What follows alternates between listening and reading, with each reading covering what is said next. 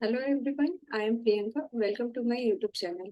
तो आज के इस वीडियो में हम लोग स्टार्ट करेंगे आपका सोशल साइंस, जो कि एनसीईआरटी बुक से लिया गया है। सोशल साइंस का ज्योग्राफी पोर्शन हम लोग स्टार्ट करने वाले हैं। इसमें हम पूरे एनसीईआरटी बुक का नोट्स तैयार करके लाए हैं, जिसमें एक एक करके सारे चैप्टर को हम लोग यहाँ पे डिस्कस करेंगे। तो अभी तक 3 चैप्टर कंप्लीट हो चुका है, जो कि आपका क्लास 6 एनसीईआरटी बुक क्लास 6 का अभी चल रहा है।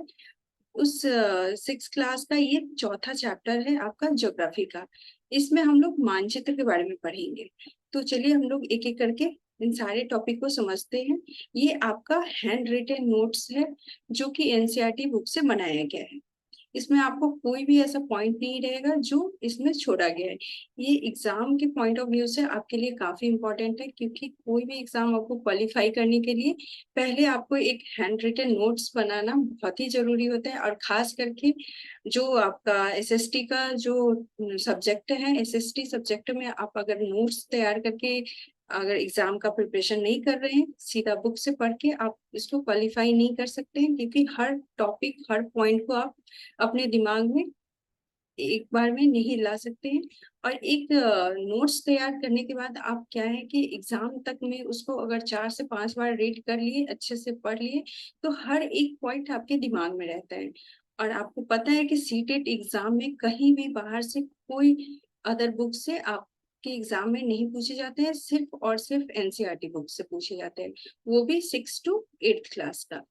तो ये जो हमारा ये नोट्स है, वो 6 से 8 क्लास की बुक से लेके बनाया गया है।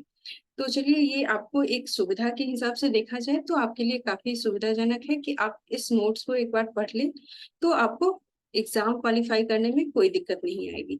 तो अब इस टॉपिक को समझते हैं। इतनी सारी बातें तो आपको समझ में आ गई होगी। तो ये जो हमारा है ज्योग्राफी का चौथा चैप्टर है मानचित्र। तो इसमें हम लोग पहले देखेंगे कि मानचित्र होता क्या है। तो मानचित्र है आपका पृथ्वी की सतह पे की सतह या इसके एक भाग को जब हम किसी मेजरमेंट, जैसे पैमाना जिसको कहते हैं, उसके माध्यम से अगर चपटी सतह पे खींचा जाता एक चित्र होता है, तो उसको हम क्या कहते हैं, मानचित्र कहते हैं। ये एक मेजरमेंट स्केल के द्वारा खींचा हुआ चित्र होता है। नेक्स्ट पॉइंट हम देखते हैं कि जब बहुत से मानचित्र को हम एक साथ रख दिया जाता है तो क्या बनता है, तब उसको हम एटलस कहते हैं। एटलस में क्या होता है, एक मानचित्र नहीं, उसमें भौतिक, राजनीतिक, बहुत सारे मानचित्रों को मिला के बनाया जाता है। थर्ड हमारा पॉइंट है कि मानचित्र से ग्लोब की अपेक्षा हमें जानकारी जो है वो काफी ज्यादा मिलती है।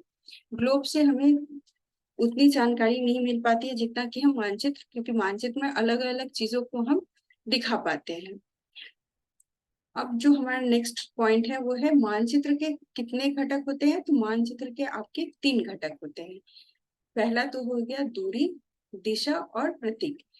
एक बात और आपको समझ लेना होगा कि ये एग्जाम जो है, सोशल साइंस के पेपर में आपको इस टॉपिक से बहुत ज्यादा नंबर में क्वेश्चन नहीं पूछे जाते।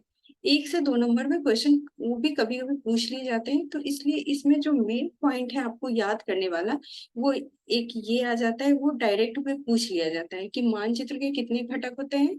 तो मानचित्र में 3 चीजों को ध्यान दिया जाता है। मानचित्र के अंदर हम दूरी को दिखाते हैं, दिशा के हिसाब से हम सारा चीज बनाते हैं, और प्रतीक का यूज करते हैं। ये 3 चीज हो गया। अब नेक्स्ट पॉइंट देखते हैं। नेक्स्ट आपका आ जाता है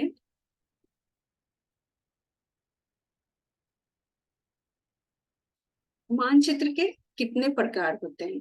प्रकार में अगर हम बात करें तो मानचित्र को हम 3 टाइप्स में डिवाइड किया गया है। एक भौतिक मानचित्र होता है। ये पहला हो गया आपका भौतिक मानचित्र, जिसमें हम क्या है कि प्राकृतिक जो भी आकृतियां होती हैं उसको हम एक चित्र के माध्यम से दिखाते हैं। तो इसमें क्या है, प्राकृतिक आकृतियां में जैसे पर्वत को हम एक मानचित्र पे दिखाना चाह रहे हैं, पठार को दिखा सकते हैं, मैदान को, नदियों को, महासागरों इत्यादि को दर्शाने में मानचित्र को हम इस्तेमाल करते हैं। इन मानचित्र को हम क्या कहते हैं, भौतिक मानचित्र, जिसमें हम सिर्फ प्राकृतिक जो भी है, पर्वत, पठार, मैदान, इन सभी चीजों को हम दिखाते हैं। नेक्स्ट जो हमारा है वो है आपका राजनीतिक मानचित्र। इस मानचित्र के द्वारा हम क्या दिखाते हैं कि किसी भी राज्य को दिखा सकते हैं, नगर को, शहर को तथा गांवों को भी दिखा सकते हैं। इसके अलावा हम विश्व के विभिन्न देशों व राज्यों की सीमाओं को भी हम इस राजनीतिक मानचित्र के जरिए हम लोग दिखाते हैं। अगला जो हमारा आता है वो है थीमेटिक मानचित्र, कि जो कि विशेष किसी जानकारियों पे आधारित होता है। अगर हम किसी सड़क के बारे में जानकारी देना चाह रहे हैं तो मानचित्र है, ये हमारा इंडिया का अगर मानचित्र लेके चले तो सही से नहीं बन पाया है, लेकिन इसमें अगर हमें दिखाना है कि सड़क की जाल को दिखाना है तो हम दिखाएंगे कि नॉर्थ से लेके साउथ में जो सड़क का कैसा जाल है वो हम दिखा सकते हैं। रेलवे का हम दिखा सकते हैं कि किस स्टेट से किस स्टेट में कौन सा रेल का ये बिछा हुआ है, सबसे लंबा दूरी वाला कौन सा है, सबसे छोटे दूरी का कौन सा है रेल मार्ग। ये सभी चीजों को हम इन मानचित्र के सहारे हम दिखा सकते हैं। तो इसका मतलब हो गया, थीम का मतलब ही होता है किसी विशेष, किसी एक पर्टिकुलर चीजों को हम दिखाने की कोशिश कर रहे हैं। तो इस मानचित्र में हम लोग देखेंगे क्या कि जब मानचित्र में विशेष जानकारी दिए जाते हैं, जैसे सड़क के बारे में, रेल, जहाज, वर्षा, उद्योग, वन इत्यादि चीजों को अगर हम दिखाने की कोशिश करते हैं तो उसको हम किसके जरिए दिखाते हैं? थीमेटिक मानचित्र कहा जाता है उसको। अगला जो हमारा है वो है आपका थीमेटिक मानचित्र, हम लोग जान गए। अब है मानचित्र से संबंधित विभिन्न तथ्य क्या क्या होती है। तो जैसे अभी हम लोगों ने पढ़ा है कि ये तीन जो है इसके मेन घटक होते हैं। तो उसमें पहला आ जाता है दूरी। तो दूरी को हम कैसे डिस्कस करेंगे कि जब हम कागज पर एक छोटी दूरी को स्थल की बड़ी दूरी को मानचित्र पर व्यक्त करते हैं, कागज पर एक छोटी दूरी को स्थल की बड़ी दूरी को मानचित्र पर व्यक्त करने के लिए पैमाने का प्रयोग किया जाता है। पैमाना क्या है? एक स्केल होता है। तो हम तो जान रहे हैं कि जो स्थल की जो बड़ी दूरियां होगी, तो हम तो मैप में क्या होता है कि एक कागज पे हम किसी मैप के में उस पैमाने के जरिए दिखा रहे हैं। तो इस बड़े स्थल को हम छोटे जगहों में दिखाने की कोशिश कर रहे हैं। तो उसमें हम लेकिन पैमाने का इस्तेमाल करते हैं। जैसे यहाँ अगर जैसे ये एरिया हो गया 4 किलोमीटर का है, तो उसको हम 4 सेंटीमीटर इस तरह से करके हम दिखा सकते हैं। दूसरा हो जाता है कि पैमाना किसको कहते हैं? तो स्थल पर वास्तविक दूरी तथा मानचित्र पर दिखाई गई दूरी के बीच का जो अनुपात होता है उसको हम क्या कहते हैं? पैमाना कहते हैं। अब नेक्स्ट आ जाता है दिशा। जब मानचित्र पर चार मुख्य दिशाओं उत्तर, दक्षिण, पूर्व, पश्चिम को दिखाया जाता है उसे क्या कहते हैं? प्रधान दिग्बिंदु कहते हैं। ये आपसे एग्जाम में भी पूछा गया था कि प्रधान दिग्बिंदु किसे कहते हैं। तो जब हम मानचित्र पर दिशा को दिखाते रहते हैं जिसमें उत्तर, दक्षिण, पूर्व, पश्चिम को दिखाया जाता है उसे क्या कहते हैं? प्रधान दिग्बिंदु कहते हैं। अब आ जाता है नेक्स्ट हमारा,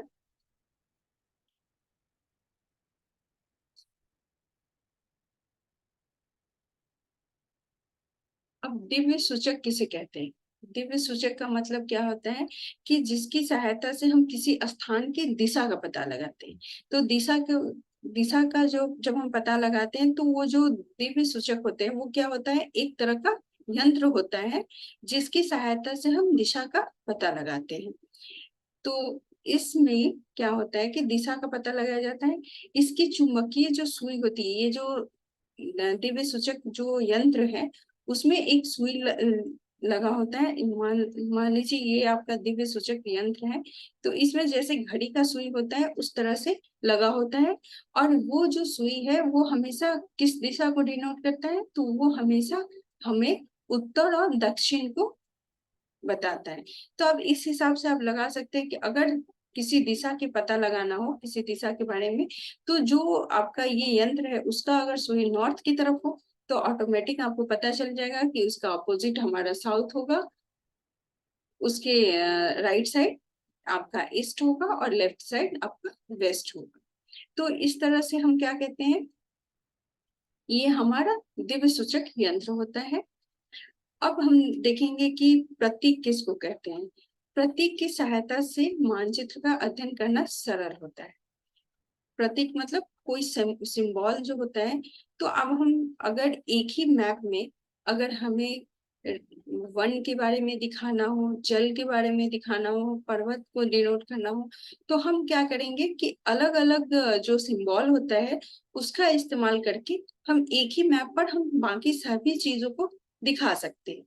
जैसे आप देखेंगे कि जो मानचित्र की एक विश्वव्यापी भाषा होती है, ये भाषा है जो हर जगह इस्तेमाल की जाती है, जिसे सभी सरलता से समझ भी सकते हैं। अगर सेम एक ही अगर जल के लिए नीला रंग दिखाया जाता है, तो वो आपको कहीं भी, वो इंडिया के अंदर ही नहीं, वर्ल्ड में कहीं भी आपको अगर मैप के बारे में बताया जाएगा, तो वहां पे हम वाटर को दिखाएंगे नीले रंग से। ब्लू कलर हम वाटर के लिए इस्तेमाल करते हैं। तो इस तरह से क्या कहता है कि जो मानचित्र का जो भाषा होता है वो क्या है, विश्वव्यापी भाषा होता है। इस प्रतीक के उपयोग के संबंध में एक अंतरराष्ट्रीय सहमति है, जिसको रूढ़ प्रतीक कहे जाते हैं। ये भी आपके एग्जाम में पूछा गया। तो इस चैप्टर से मेनली देखा जाए तो आपसे एक दिव्य सूचक के बारे में पूछ लिया जाता है कि इसके सहायता से हम क्या दिखाते हैं। तो ये क्या है, ये हमें दिशा को बताने का एक यंत्र है। दिशा, इससे दिशा के बारे में जानकारी मिलती है। दूसरा आपसे पूछा जाएगा कि जो मानचित्र होता है उसके अध्ययन के लिए कौन सा प्रतीक का यूज किया जाता है, कौन सा सिंबल यूज किया जाता है, तो उसका नाम है आपका रूढ़ प्रतीक कहा जाता है, जो कि सभी अंतरराष्ट्रीय सहमति से बनाया गया रहता है। जिस ये प्रतीक का हर जगह सेम ही तरह से इस्तेमाल किया जाता है। अब नेक्स्ट हम लोग देखेंगे क्या, ये प्रतीक के बारे में हम लोगों ने पढ़ लिया। तो अब अगला आता है कि किस चीज को किस कलर से दिखाया जाता है, सिंबल में क्या क्या यूज किया जाता है।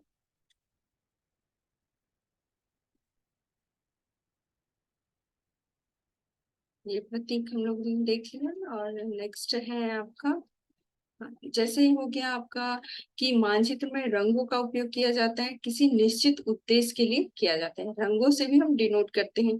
जैसे आपका नीला रंग, अभी हम लोगों ने बताया कि ब्लू क्या है, अगर हम नीला रंग इस्तेमाल करते हैं तो उससे हमें जानकारी मिलती है क्या, नीला रंग जलाशय के लिए दिखाया जाता है। जलाशय मीन्स जल, और जल को हम दिखाएंगे, पानी को जहां भी दिखाएंगे तो वो नीले रंग से दिखाएंगे। तो मैप के एक कोने में आपका इस तरह से बना रहता है और यहाँ पर ब्लू कलर रहेगा। तो आप इससे आप देख सकते हैं कि मैप में जहां जहां आपको ब्लू कलर दिखाया गया है, वहां आप ये समझ सकते हैं कि ये क्या है, ये पानी को दिखाया जा रहा है, यहाँ पे पानी को दिखाया जा रहा है। सेम उसी तरह से अगर देखें तो जो भूरा रंग होता है, वो भूरा रंग किसको डिनोट करता है, तो भूरे रंग से हम पर्वत को समझते हैं। पर्वत को जानने के लिए भूरे रंग का इस्तेमाल किया जाता है। उसी तरह से पीला रंग जो है आपका, पीला रंग है आपका पठार को दर्शाता है। पठार को दर्शाने के लिए पीला रंग का इस्तेमाल होता है। हरा रंग आपको मैदान को दिखाता है। आपको पता है कि मैदान में क्या है, बहुत सारे पेड़ पौधा हरियाली रहती है। तो हरियाली को किस सिंबल से दिखाया गया है, किस कलर से दिखाया है, वो हरा कलर, ग्रीन कलर आपको मैदान के लिए इस्तेमाल किया जाता है। तो इस तरह से जब भी आपको मैप मैप को समझना आपके लिए आसान हो जाता है कि उसमें आप कहाँ पे किस चीज को दिखाना चाह रहे हैं, उसके लिए ये सिंबल का इस्तेमाल किया जाता है। नेक्स्ट हम लोग देखेंगे कि रेखा चित्र क्या है। अभी तक मानचित्र के बारे में पढ़े थे। मानचित्र के अलावा जो रेखा चित्र होता है, ये सिंपली एक आरेखन होता है, एक रफ आइडिया होता है, जो कि पैमाने पर आधारित नहीं होता है। मीन्स इसके लिए कोई मेजरमेंट स्केल का यूज नहीं किया जाता है। जैसे हम मानचित्र में क्या देखते हैं कि किसी भी जगह को, बड़े से भूभाग को, बड़े से जगह को जब हम कागज के एक टुकड़े पे बना रहे हैं, तो उसके हिसाब से बड़े को उस रेशियो में डिवाइड करके, उस छोटे से रेशियो में डिवाइड करके हम एक कागज के टुकड़ों पर दिखाते हैं। लेकिन रेखा चित्र में क्या है कि हम सिंपली क्या है कि एक जिसमें हम पैमाने का भी यूज नहीं कर रहे हैं, किसी चीज को हम अगर दिखाना चाह रहे हैं तो एक कागज के टुकड़े पर हम रेखा चित्र के जरिए हम दिखा सकते हैं, जो आधारित न होकर ये क्या है, याददाश्त और स्थानीय प्रक्षेपण पर आधारित होता है। इसके लिए कोई आपको पैमाने के इस्तेमाल नहीं किया जाता है, केवल सिंपली आप आपके यादाश्त के हिसाब से, आप अपने सोच के हिसाब से कोई भी रेखा चित्र तैयार करते हैं। जिसे कच्चे आरेख को बिना पैमाने की सहायता से खींचा जाता है, उसे हम क्या कहते हैं? रेखाचित्र मानचित्र कहते हैं। अब नेक्स्ट जो आपका आ जाता है वो खाका होता है। खाका, ये भी एग्जाम में पूछा जाता है कि खाका क्या है। तो ये एक छोटे क्षेत्र का जब हम बड़े पैमाने पर खींचा गया रेखा चित्र होता है, उसको हम खाका कहते हैं। तो इसमें क्या है कि छोटे से एक रोल की तरह होता है, बड़े से सीट को हम रोल करके ऐसे रहता है, उसको हम खाका कहते हैं, जिसमें छोटे से क्षेत्र को हम बड़े पैमाने पर दिखाते हैं। उसमें क्या होता है कि बड़े क्षेत्र को हम रेखा चित्र के मानचित्र के माध्यम से छोटे कागज के पन्नों पर दिखाते हैं, इसमें बड़े स्तर पर दिखाया जाता है। तो ये आपका सिंपली क्या हो गया है, आपका ये मानचित्र का टॉपिक था, जो कि ज्योग्राफी चैप्टर का था। ठीक है, इसमें आप अगर एनसीईआरटी बुक खरीद के 6 to 8 रख सकते हैं, तो आप 6 to 8 क्लास का एनसीईआरटी बुक लीजिए, और उसमें चैप्टर वाइज अगर आप नोट्स तैयार कर सकते हैं, तो आपका एग्जाम निकलना काफी आसान हो जाता है, क्योंकि इसमें एक एक पॉइंट हमने यहाँ नोट्स में भी दिया है, और आप खुद से भी चाहो तो यहाँ पे सारे एनसीईआरटी बुक लेके उससे नोट्स बना के पढ़ाई करो, क्योंकि अभी 2 महीने से ज्यादा टाइम बचा हुआ है आपके एग्जाम को। तो अभी से अगर आप सोशल साइंस की तैयारी करना चाहते हो, तो इसके लिए आपको एक प्रॉपर नोट्स की जरूरत होगी। उसके बाद ही आप उस नोट्स के जरिए लास्ट में आप प्रीवियस ईयर क्वेश्चन कीजिए, तो आपका एग्जाम काफी आसानी से निकल सकता है। क्योंकि आप थोड़ा सा एग्जाम क्या है कि लेंदी होते जा रहा है, टाइम टाइम को मैनेज करना होगा, हर टॉपिक चेंज कर करके पूछा जाता है। ये नहीं है कि फिक्स, अब पहले की तरह 2016-14 में जिस तरह से क्वेश्चन पूछे जाते थे, अब उन क्वेश्चन का पैटर्न भी थोड़ा सा चेंज हो गया है, थोड़ा सा टफ किया गया है। तो उसके हिसाब से अगर आप शॉर्टली आप देख लें कि एक बार बुक पढ़ के चले जाते हैं और उससे आपका एग्जाम क्वालिफाई हो जाए, तो वो नामुमकिन है। इसलिए आपको एक नोट्स के जरिए ही पढ़ाई करना होगा, वो भी एनसीईआरटी बुक का। तो ठीक है, ये हमारा चौथा चैप्टर कंप्लीट हुआ है ज्योग्राफी का। अब नेक्स्ट वीडियो में हम लोग 5वें चैप्टर को करेंगे, जिसमें वो भी हमारा इसी तरह से नोट्स बनाया गया है। ये अभी हमारा 6 क्लास का ज्योग्राफी बुक से बनाया गया है। तो अगला आप चैप्टर हम फिर से पढ़ेंगे नेक्स्ट वीडियो में। तब तक के लिए धन्यवाद।